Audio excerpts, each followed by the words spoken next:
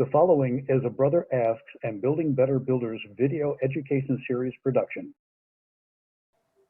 Well, welcome, brethren. Welcome to these sessions entitled A Brother Asks. These sessions are taken from a book by Brother John S Nagy entitled A Brother Asks, Volume 1, Uncommon Discourses about Hiram.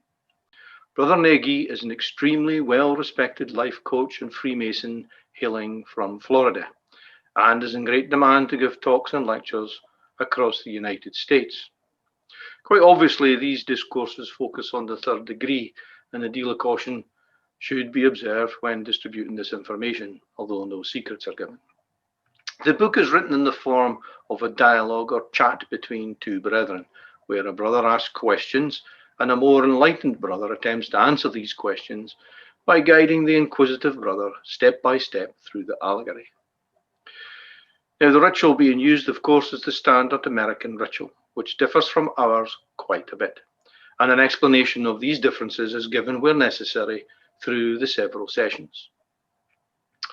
These should last no more than 15 minutes so as not to create confusion by giving too much information at once, or to lose the viewer's attention, of course. Now, I'm extremely grateful to Brother Nagy for his permission to use his book to pursue this project, and to Brother Gerard Brankin, Senior Warden of Lodge Albert Lochie 448, our Mother Lodge, and also the Senior Deacon of our research lodge here, Lodge Discovery, numbering 1789. I'm grateful to him for his inquisitiveness. And welcome to session 3 of the A Brother Asks series of sessions. And once again, my good brother Jed has been on the phone saying he's got more thoughts in his head, and I'm just letting him into the meeting room now, so we'll see what he's been thinking about. Hello. Hello, Jed. How are you doing? No bad. Yourself this afternoon? You feeling good? We're doing fine. We're doing fine. We're doing fine. So you've got something else you're wanting to ask me? I do, yeah.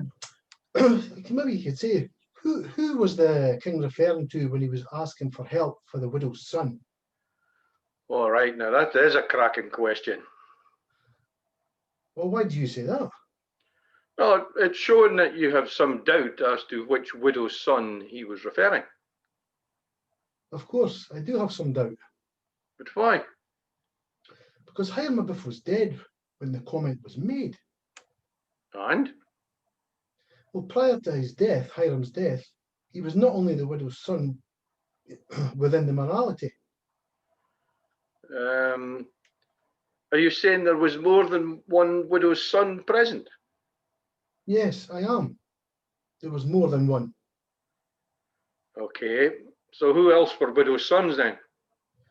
Well, King Solomon and King Hiram were both widow's sons at the moment of the allegorical reenactment.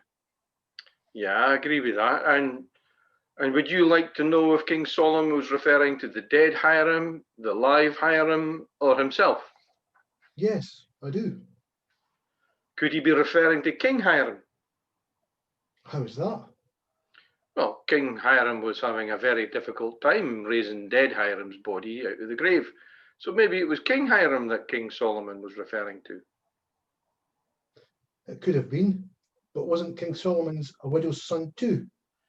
Well, yes, he was. So was King Solomon referring to himself because he was not getting the results he wanted from King Hiram? It could be this possibility too. Could there have been a fourth possibility? No, that's something I hadn't thought about. Well, when you do, to whom do you think it could also refer? It would refer to the candidate, I would believe. Well, yes, it could.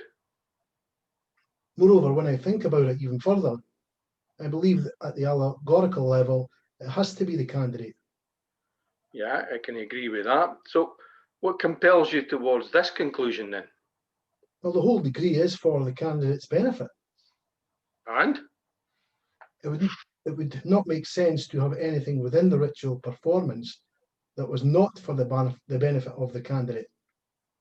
All right. So why do you think that they were each a widow's son? Scriptures indicate that King Solomon's father, King David, was dead by the time the temple had been built. Okay, so what about King Hiram then? He too was a widow, son of the temple being built. Yeah, that's right. So, and this is what makes you believe they were widows' sons. Yes. Could there be another reason? Well, by the manner in which you ask, can I take it that there is another reason? Of course you can. Does it have anything to do with the allegorical lesson? Oh, yes. So, would you like me to walk you through it? Yes, of course, please. Great. Okay. So, we both agree that a man who no longer has a biological father in his life is a widow's son. Certainly, yes. So, being a man without the biological father and barring his being adopted or answering to another, would that mean he would be his own man? Certainly, yes. Okay. Let's see if you can take it from there. Okay, let me try. Okay. You are alluding to a condition. Yep, I am. Also, that condition exists whenever a man finds himself without a physical father of any sort. Yep, I am. So whenever and wherever that condition exists, he could metaphorically be referred to as the widow's son by virtue of being fatherless. That's right. I agree with you. So if I put all this together, the moment you become your own man, you're no longer fathered or answering to a father figure. You have become a widow's son. So why is that then? Because of all your intents and purposes, your father is dead, and all you would father, you are dead. So what are the ramifications, brother? Well, for one, you could not call another man father, or other men father even. No, that's true. So, and what would you call them instead, especially if they were family? I could call them brother. Well, of course you could. So if I'm a widow's son, I would treat other men as my equals when they too have this condition in their lives. This would include my sons when each of them become their own man. How so?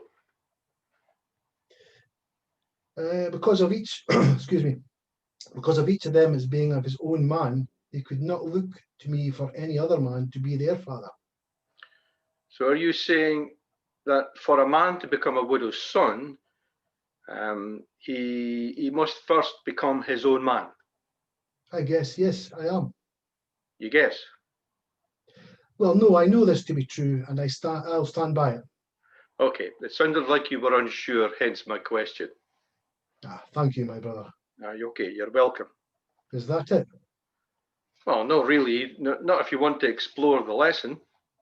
Well, I do. I would like to. So what is it? Well, the widow's son is not a reference to a person. So what is it? It's an earned title. Denoting what? A person who has earned the right to be his own man and to answer to no other. Yep, you got that right, Jed. Well done. Thanks for that. So maybe that was a quick answer to your question. So I hope that's helped. It has helped, yes. Aye. Okay, right. Well, give me more food for thought. More food for thought. So what to do is go and have a good think about that and see what else you come up with next, because I'm sure it will lead on to another question. But thanks for that, Jed, and I'll catch up with you later. Okay. Okay. Take care. Bye-bye. Bye.